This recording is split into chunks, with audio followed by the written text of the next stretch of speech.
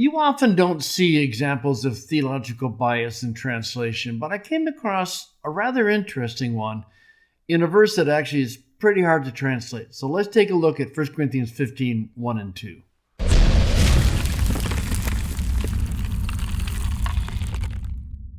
Paul writes, I make known to you, brothers and sisters, the gospel which I preached to you all, which also you received, in which also you stand.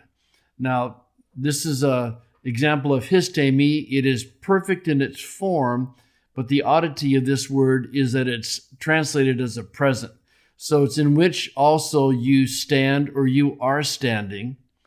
And then in verse 2, through which also you, actually here's sozo, and you have to decide what aspect, but I think most likely it should be continuous, through which also you are being saved, because that's the whole thrust of verse 2, because of the conditionality of the second half of verse 2.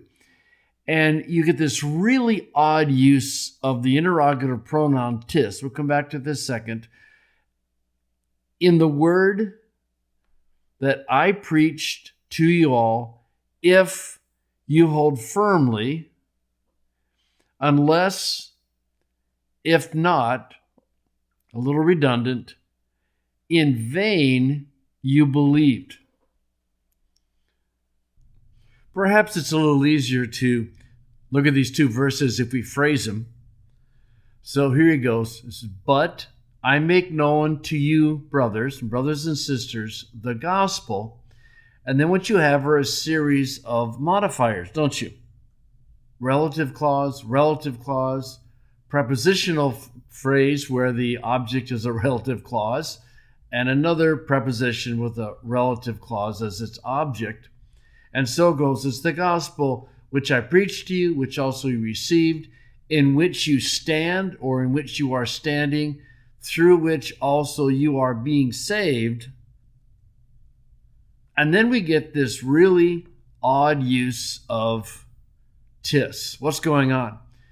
Well, this is one of those times where you just simply have to open up BDAG and go, how else can tis function other than as an interrogative pronoun? And the answer is it can function as a relative pronoun as well, which is really weird, huh?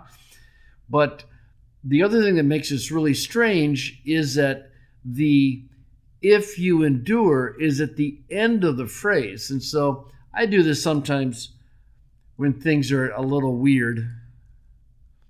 And so Paul says, if you endure, you hold fast to, perhaps it'd be better, and then you have, in essence, a relative pronoun.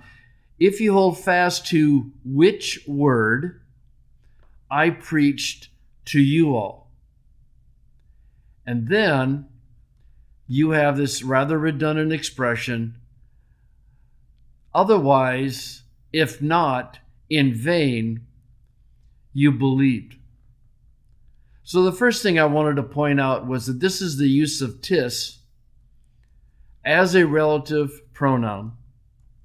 And you have the if you hold fast to at the end of the sentence. So if you hold fast to which word I preached to you all, unless otherwise you believed in vain. But the other thing I wanted to point out was this eke.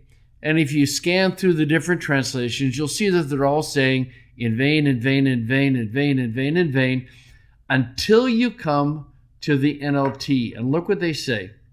Unless, of course, you believe something that was never true in the first place. Now, that's their interpretation of what vain means.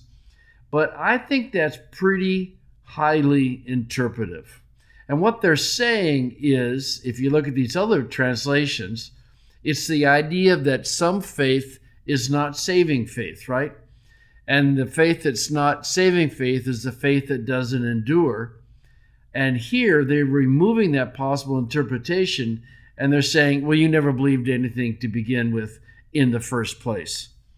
I think that's a little over the top. And you know, if you've been listening to me very long, you know I like the NLT.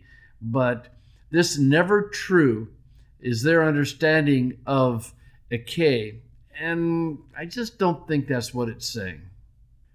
If you check out the dictionary entry for a K, you can see that without cause, without having a result, to no avail, to no purpose, without due consideration.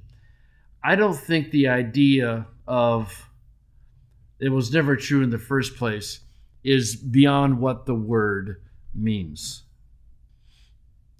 But if I can go back to my phrasing here, you are going to have to answer the question of how are you going to translate these two, in essence, present tense verbs.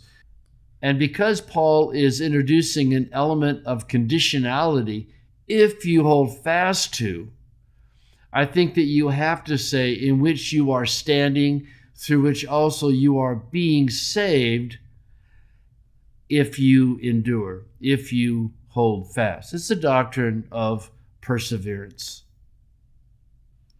I know there are people who, because of their theological convictions, don't like what I just said, but I kind of retreat back to a common line, and that is, well, it has to mean something.